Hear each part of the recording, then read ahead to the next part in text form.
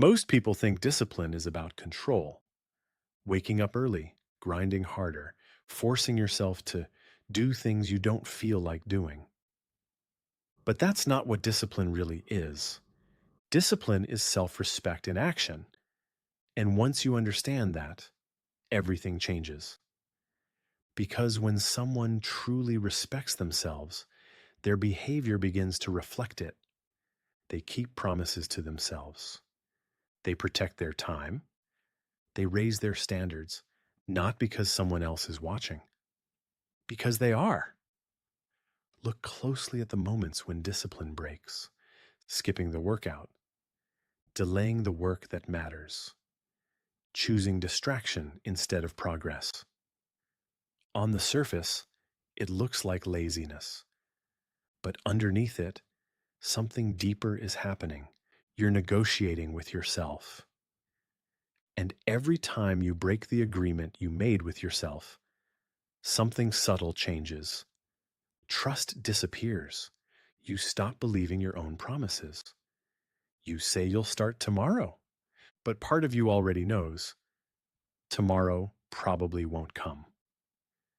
That quiet voice inside your head stops taking you seriously. This is where self respect begins to erode because self respect isn't built through confidence, it's built through evidence. Evidence that when you say something, you mean it. Evidence that when you commit, you follow through. Small actions, repeated over time. That's what creates the identity of someone disciplined. Think about the people you respect most. Not the loudest, not the most talented. The ones who show up consistently. The ones who do what they said they would do, even when it's inconvenient, even when no one is watching. That consistency creates a reputation. But more importantly, it creates internal respect. They trust themselves. And when you trust yourself, your decisions become stronger. Your standards rise. You stop tolerating things that weaken you. Because discipline isn't punishment, it's protection. It protects your future from your temporary moods. Your mind changes constantly.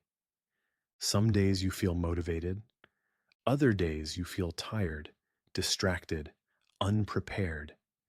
If your life depends on motivation, your progress will always be unstable.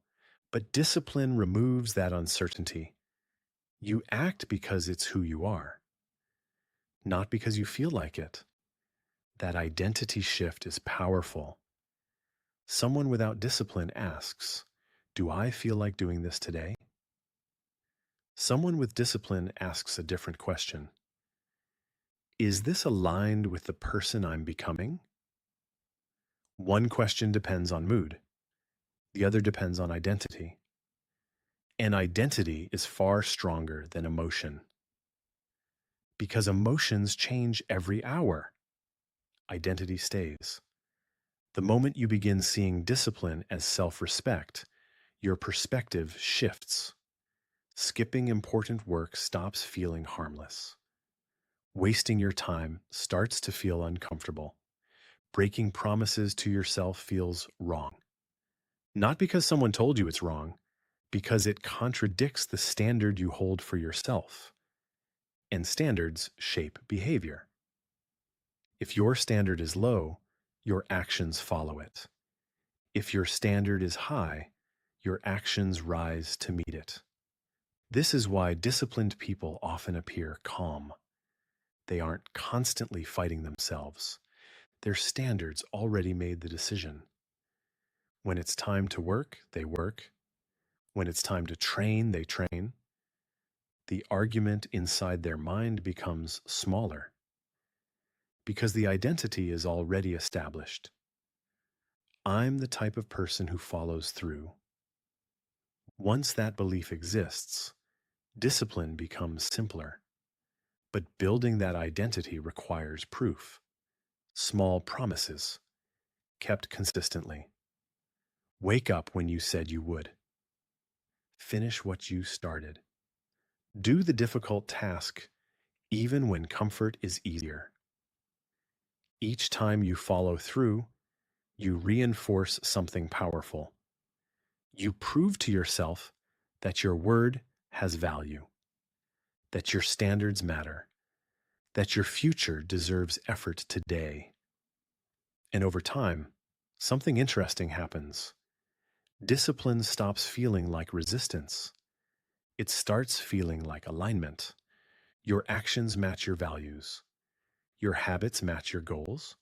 Your behavior reflects the respect you have for your own life. This is why the absence of discipline feels so frustrating.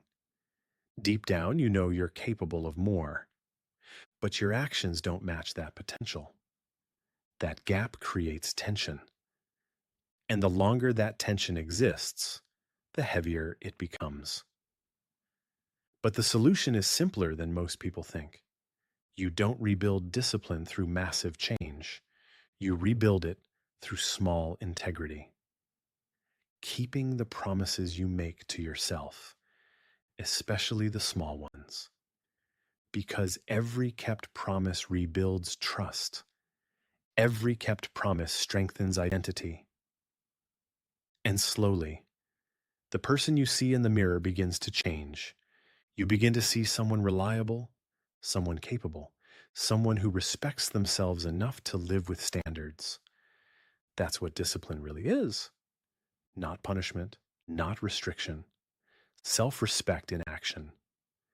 So the next time you face a choice between comfort and effort, don't ask what feels easier, ask a better question. What would someone who truly respects themselves do right now?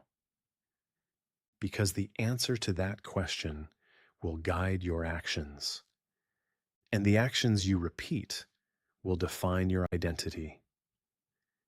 And your identity will shape the life you live. If this perspective challenged the way you think about discipline, subscribe. Because the next video might challenge the standards you live